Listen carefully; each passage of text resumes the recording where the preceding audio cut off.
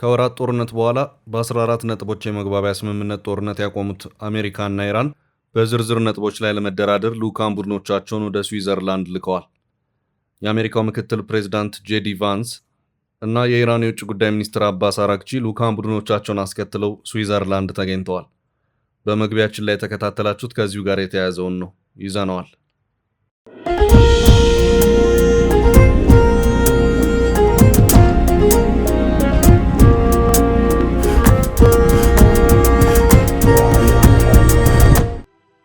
ሰላም ጤና ይስጥልኝ ውድ የፈታ ዴሊ ተከታታዮቻችን፣ ይህ የዕለተ ሰንበት ረፋድ ጥንቅራችን ነው።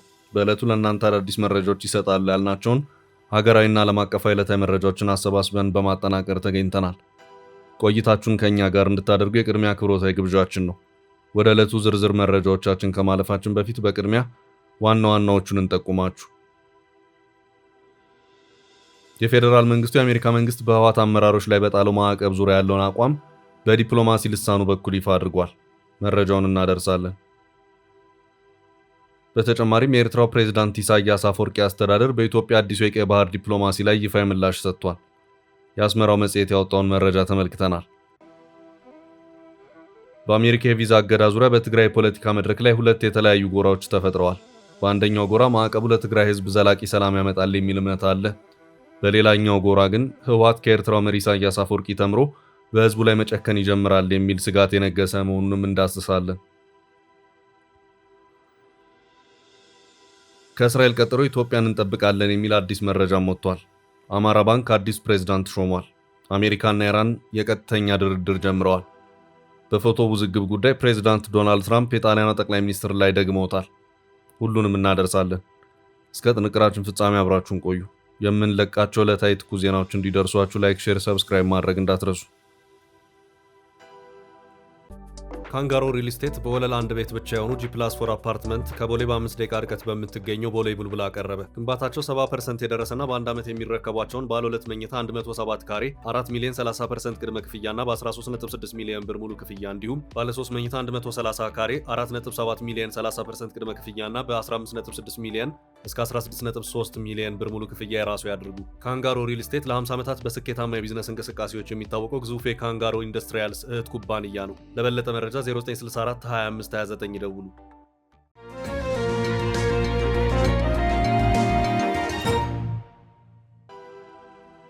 ኢሳያስ በአሰብ ጉዳይ ሰጡት አስገራሚ ምላሽ። የኤርትራው ፕሬዝዳንት ኢሳያስ አፈወርቂ አስተዳደር የፖለቲካ አቋም የሚንጸባረቅበት የፕሮፓጋንዳ ልሳን በኢትዮጵያ አዲሱ የቀይ ባህር ዲፕሎማሲ ላይ ይፋ ምላሽ ሰጥቷል። የኢትዮጵያ ውጭ ጉዳይ ሚኒስትር ጌዲዮን ጢሞቴዎስ ሰኔ 10 ቀን 2018 ዓ.ም በለንደን በሚገኘው ቻታም ሃውስ ባደረጉት ንግግር ስለ ቀጠናዊ ትብብር፣ መከባበርና የባህር በር ጥያቄን በውይይት ስለመፍታት በሰፊው ማብራራታቸው ይታወቃል።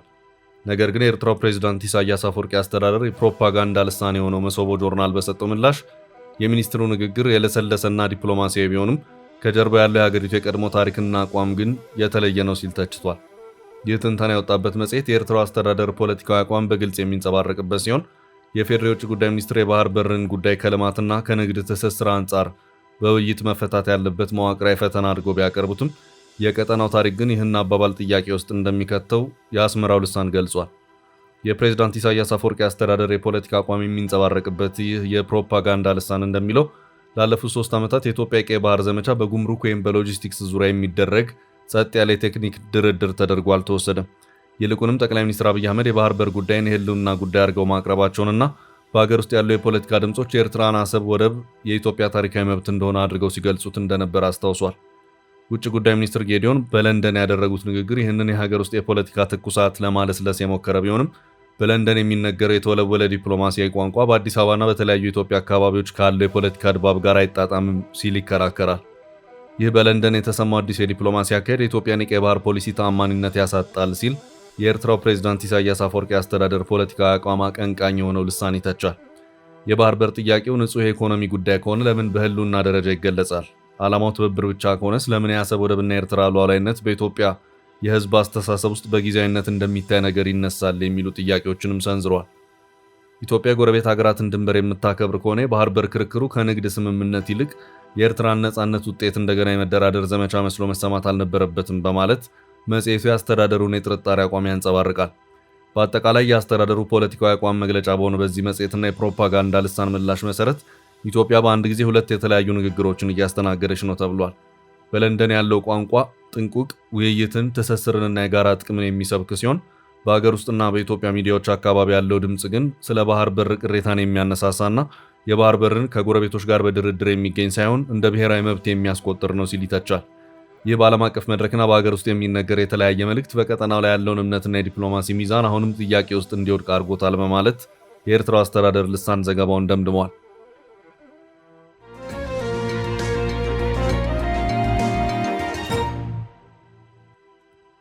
በቀጣይ ርዕስ የመንግስት አዲስ የዲፕሎማሲ አቋም ስለ ህወሓት ማዕቀብ። የፌዴራል መንግስቱ የአሜሪካ መንግስት በህወሓት አመራሮች ላይ በጣለው ማዕቀብ ዙሪያ ያለውን አቋም በዲፕሎማሲ ልሳኑ በኩል ይፋ አድርጓል። የኢትዮጵያ ውጭ ጉዳይ ኢንስቲትዩት ይፋ ባደረገው መረጃ መሰረት ይህ ማዕቀብ የቡድኑን ንብረት አያግድም ወይም የገንዘብ እንቅስቃሴውን አያስተጓጉልም፣ እንዲሁም የቡድኑን የፖለቲካና የድርጅት አቅም በከፍተኛ ደረጃ አይገድብም። በተለመደው የዲፕሎማሲ ተጽዕኖ መለኪያ ሲታይ ማዕቀቡ መሬት ላይ የሚያመጣው ቁሳዊ ተጽዕኖ አነስተኛ ቢሆንም ውሳኔው ያለው የፖለቲካ ትርጉም ግን ትልቅ ትኩረት የሚሻ መሆኑን ኢንስቲትዩቱ በሰፊው ገልጿል። ይህ ማዕቀብ በህወሓት ላይ ከፍተኛ ኢኮኖሚ ወይም የሀብት ኪሳራ ባያደርስም ትልቅ የክብርና የዲፕሎማሲ ዋጋ ግን ያስከፍላል። የኢትዮጵያ ውጭ ጉዳይ ኢንስቲትዩት ይፋ ባደረገው በዚህ ትንተና መሰረት ዋሽንግተን ይህን እርምጃ የወሰደችው የፕሪቶሪያውን የሰላም ስምምነት አፈጻጸም የሚያደናቅፉ ጠንካራ አቋም ያላቸውን ግለሰቦች ለይቶ ለማወቅ ነው። ማዕቀቡ በድርጅቱ ላይ በቀጥታ ከመጫን ይልቅ የፖለቲካ አመራረጡን ለመለየት ታስበው የተደረገ ነው። ዘመናዊ ዲፕሎማሲ የተዋናዮቹን ባህሪ በቀጥታ ከመቀየር ይልቅ በህጋዊነታቸው ላይ ተጽዕኖ ማሳደር ላይ እንደሚያተኩርም የዲፕሎማሲ ልሳኑ አስገንዝቧል። አሜሪካም ሙሉውን ህወሓት ከመቅጣት ይልቅ የሰላም ሂደቱን የሚያደናቅፉትን ለይቶ ለማስጠንቀቅ መርጣለች። የኢትዮጵያ ውጭ ጉዳይ ኢንስቲትዩት በይፋዊ መረጃው ላይ እንዳመለከተው የማዕቀቡ ጊዜ መመረጥም ያለ ምክንያት የመጣ አይደለም። አሜሪካ በፕሪቶሪያ የሰላም ስምምነት ላይ ከፍተኛ የዲፕሎማሲ ጥረት ያደረገች ሲሆን ሂደቱን በአፍሪካ መሪነት ከተከናወኑ ስኬታማ የሰላም ስምምነቶች አንዱ አድርጋ ትመለከተዋለች። በትግራይ ክልል አዲስ አለመረጋጋት ከተፈጠረ ኢትዮጵያን የድህረ ጦርነት ማገገም ብቻ ሳይሆን የፕሪቶሪያውን ድርድር ሞዴልም እምነት ያሳጠዋል። ስለዚህ ዋሽንግተን ይህን የሰላም ስምምነት ለመጠበቅ ስትል የራሷን የዲፕሎማሲ ጥበቃ እያደረገች መሆኑን የኢንስቲትዩቱ መረጃ ያሳያል። በሌላ በኩል የቀጠናው ወቅታዊ ሁኔታም ትልቅ ትኩረት የሚሻ ሆኗል። የኢትዮጵያ ውጭ ጉዳይ ኢንስቲትዩት ይፋ ባደረገው መረጃ መሰረት የአፍሪካ ቀንድ በአሁኑ ጊዜ በሱዳን ጦርነት፣ በቀይ ባህር አካባቢ ባለው አለመረጋጋትና በክልላዊና በውጭ ኃይሎች መካከል ባለው የጂኦፖለቲካ ፉክክር የተነሳ በብዙ ቀውሶች ውስጥ ይገኛል። በዚህ አስቸጋሪ ወቅት በኢትዮጵያ ውስጥ የሚፈጠር ተጨማሪ አለመረጋጋት ቀጠናውን የባሰ አደጋ ላይ ሊጥለው ይችላል። በመሆኑም ማዕቀቡ ተጽዕኖ ውስጥ ቢሆንም በኢትዮጵያና በአፍሪካ ቀንድ ሰላምን ለማስከበር ትልቅ የፖለቲካ መልእክት አለው ተብሎ እንደሚታመን የፌዴራል መንግስቱ የዲፕሎማሲ ልሳን በትንተናው አብራርቷል።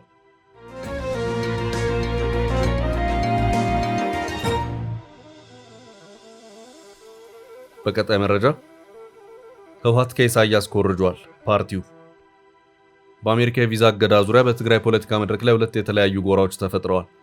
በአንደኛው ጎራ ማዕቀቡ ለትግራይ ህዝብ ዘላቂ ሰላም ያመጣል የሚል እምነት አለ። በሌላኛው ጎራ ግን ህወሓት ከኤርትራው መሪ ኢሳያስ አፈወርቂ ተምሮ በህዝቡ ላይ መጨከን ይጀምራል የሚል ስጋት ነግሷል። የአሜሪካ መንግስት በህወሓት አመራሮችና ቤተሰቦቻቸው ላይ ጣለውን የቪዛ ማዕቀብ በተመለከተ ውድብ ነጻነት ትግራይ ውናትና ሳልሳይ ወያነ ትግራይ ሳወት ለአዲስ ማለዳ ጋዜጣ በሰጡት ቃል የየፓርቲዎቻቸውን አቋም አንጸባርቀዋል። ማዕቀቡ በትግራይ ክልል ዘላቂ ሰላም ለማስፈንና ዳግም ሊቀሰቀስ የሚችለውን ጦርነት ለማስቀረት ሊኖረው ስለሚችለው ተጽዕኖ በፓርቲዎቹ መካከል የተለያዩ ክርክሮች እየተነሱ ይገኛሉ።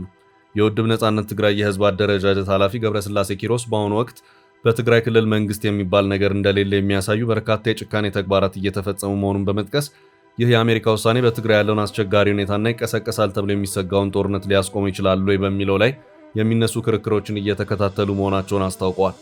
የቪዛ እገዳውን ተከትሎ ህወሓት ሊሰጠው የሚችለውን ምላሽ ሲያብራሩ የእውነት ፓርቲ ተወካዩ እንደገለጹት ህወሓቶች በጣም የኤርትራው ፕሬዝዳንት ኢሳያስ አፈወርቂ ተማሪዎች ናቸው ሲሉ ወቅሰዋል።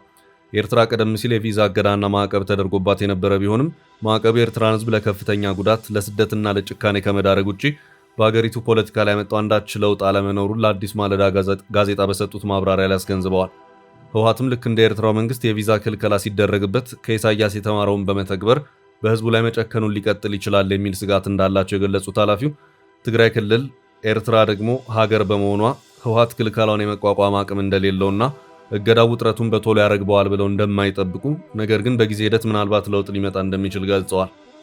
በሌላ በኩል የሳልሳይ ወያነ ትግራይ ፓርቲ ሳወት የህዝብ ግንኙነት ኃላፊ ብርሃን አጽብሃ በበኩላቸው እገዳው በተናጠል ግለሰቦችን የሚመለከት ቢሆንም እንደ ፓርቲ በትኩረት ሊታዩ በሚገባቸው ጉዳዮች ላይ ያተኮረ መሆን እንዳለበት አሳስበዋል።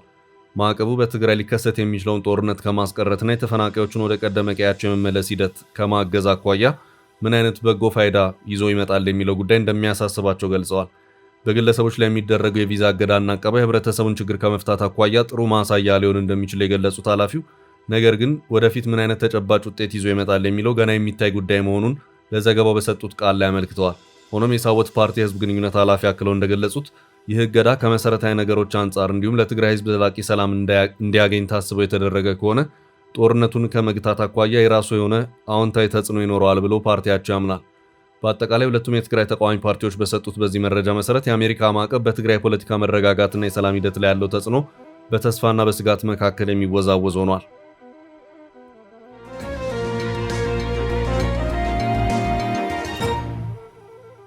ወደ ቀጣይ መረጃ ተሻገር።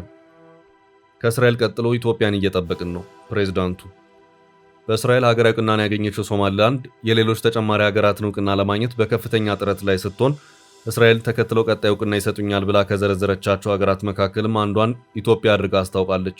የእስራኤልን እውቅና ተከትሎ በኦፊሴላዊ ጉብኝት እስራኤል የከረሙት የሶማሊላንዱ ፕሬዝዳንት በቅጽል ስማቸው ኢሮ ተብለው የሚጠሩት አብዲራህማን መሐመድ አብድላሂ አይ24 ከተባለ የእስራኤል ቴሌቪዥን ጋር በነበራቸው ቆይታ ከእስራኤል ቀጥሎ ሌሎች እውቅና የሚጠብቁባቸውን ሀገራት ዘርዝረዋል። ኢትዮጵያን አንዱ አድርገው ከዚያም የተባበሩት አረብ ኤምሬትንና ኬንያን ጭምር በዚሁ የእስራኤል ፈለግ ተከትለው ሶማሊላንድን በሀገርነት እናውቅሻለን ብለው የሚጠብቁ መሆኑን አመልክተዋል።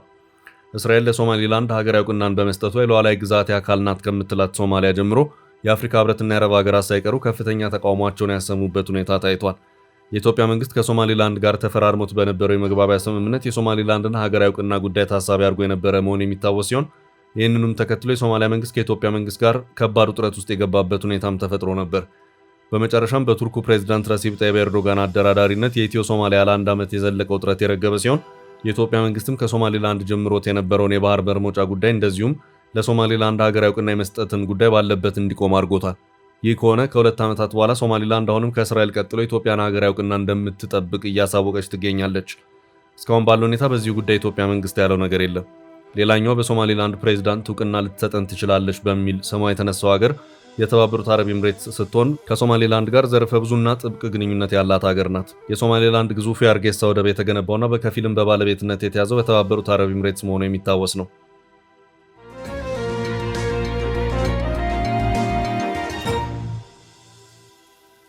በቀጣይ ርዕስ የአማራ ባንክ አዲስ ፕሬዝዳንት ሾመ። አቶ የናለም አቅናው መሸሻ የባንኩ ፕሬዝዳንት ሆኑ። የአማራ ባንክ የዳይሬክተሮች ቦርድ በሳምንቱ ባደረገው ስብሰባ ለባንኩ ሶስተኛውን ፕሬዝዳንት መሰየሙ ተሰማ። ቦርዱ ትላንት ሰኔ 13 ቀን በኢትዮጵያ ስካይላይት ሆቴል ባደረገው ስትራቴጂክ ስብሰባው አቶ የናለም አቅናውን አዲሱ የባንኩ ፕሬዝዳንት አድርጎ መርጧል። አዲሱ ፕሬዝዳንት አቶ የናለም ሹመት የመጣው ባንኩን እንደ አውሮፓ አቆጣጠር ለ2024 እስከ 2026 ፌብሩዋሪ ወር ድረስ የመሩት ዶክተር ዮሐንስ አያሌው ባንኩን መልቀቃቸውን ተከትሎ ነው። ዶክተር ዮሐንስ አያሌው ባንኩን የመነሻ ዓመታት የፋይናንስ ቀውስ የቀለበሱ መሆኑ ይነገርላቸዋል።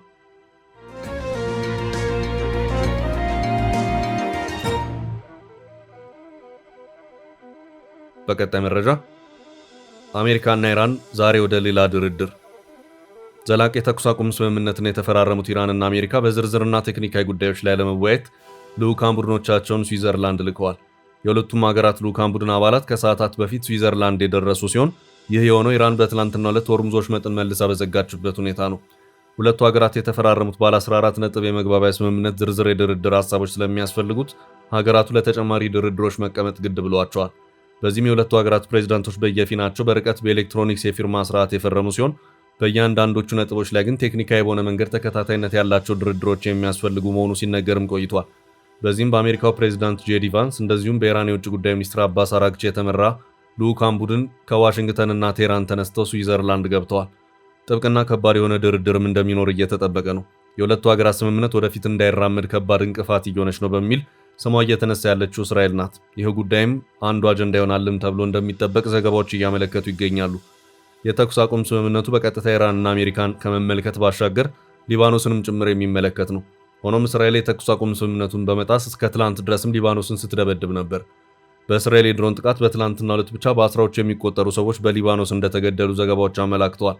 ስምምነቱን ተከትሎ የሆርሙዝ ወሽመጥ እንዲከፈት ስምምነት ላይ የደረሰችው ኢራን ሊባኖስን ያካትታል የተባለ የተኩስ አቁም ስምምነት ተጥሷል በማለት በትላንትናው ዕለት ዳግም የሆርሙዝ ሰርጥ መዘጋቱን ያስታወቀችበት ሁኔታ እንደነበር የሚታወስ ነው። በአሁኑ ሰዓት ስዊዘርላንድ ላይ የኢራን አሜሪካ የመካሄድ ሂደት ላይ ያለው በዚህ ውጥረት ውስጥ ነው።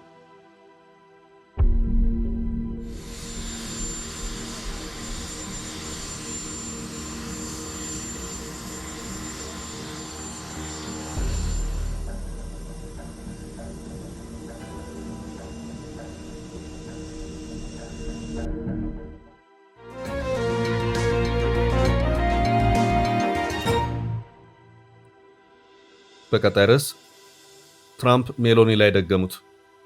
ሰሞኑን በስዊዘርላንድ በተካሄደው የቡድን 7 አባል ሀገራት ስብሰባ ላይ የጣሊያኗ ጠቅላይ ሚኒስትር ጆርጂያ ሜሎኒ አብረን ፎቶ እንድንነሳ አጥብቃ እየለመነችኝ ነበር፣ በእውነቱ በጣም ነው ያዘንኩት በማለት ለአንድ የጣሊያን ሚዲያ በስልክ የተናገሩት ፕሬዚዳንት ዶናልድ ትራምፕ ቃለ ምልልሳቸውን ማረጋገጫ ሰጡበት። በጣቢያ የተላለፈው በጣሊያንኛ ቋንቋ ተተርጉሞ ሲሆን አሁን ደግሞ ትራምፕ በትሩዝ የማህበራዊ ትስስር ገጻቸው ላይ አዎ እርግጥ ነው የሚል ይዘት ያለው ልጥፍ አጋርተውም ታይተዋል።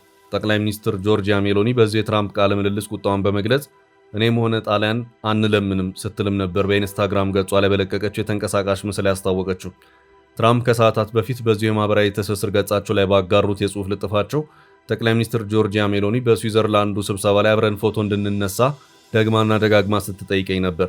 ሜሎኒ ይህንን ያደረገችው ምናልባትም በባለፈው ጦርነት የአሜሪካ የጦር መርከቦች በጣሊያን የባህር ዳርቻ እንዳይቆሙ እንደዚሁም የአየር መንደርደሪያዎችን እንዳናገኝ በመከልከሏ የተሰማትን ጸጸት ለማካከስ ይመስላል ሲሉም ውዝግቡን የበለጠ ያቀጣጠሉበት ሁኔታ ታይቷል።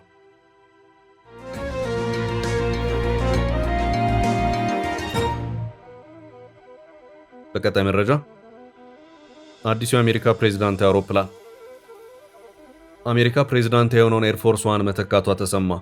ኳታር ለትራምፕ በስጦታ የሰጠችው እጅግ ቅንጡና ግዙፍ አውሮፕላን አሁን አስፈላጊ ማሻሻያ ተደርጎበት ኤርፎርስ ዋንን ተክቶ ወደ ስራ እንደሚገባ ይፋ ተደርጓል።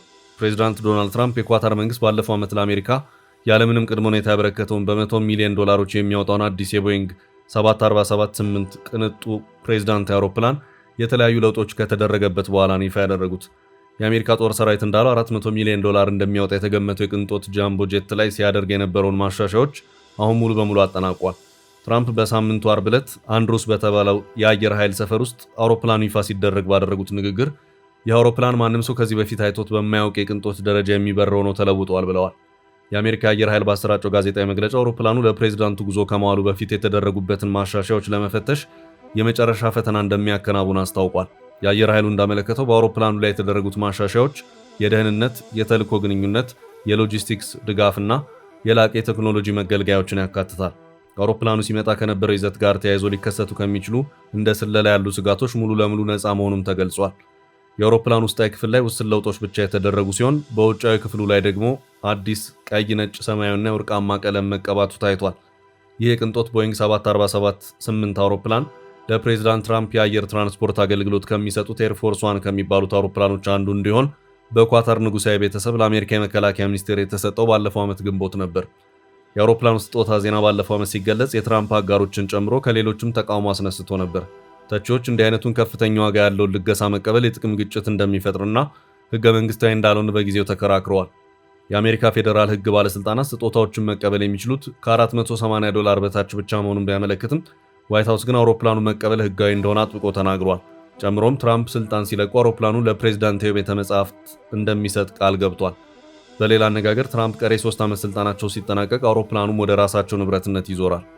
ውድ ቤተሰቦቻችን ለዛሬ ያዝንላችሁን ርዕሰ ጉዳዮች እዚህ ላይ ቋጨን። ላይክ፣ ሼር እና ኮሜንት በማድረግ ለቻናላችን ድጋፋችሁን መግለጽ እንዳትዘነጉ እያልን ከሌሎች መረጃዎች ጋር ደግመን እስክንገናኝ ቸር ያሰማን ስንል ተሰናበትን።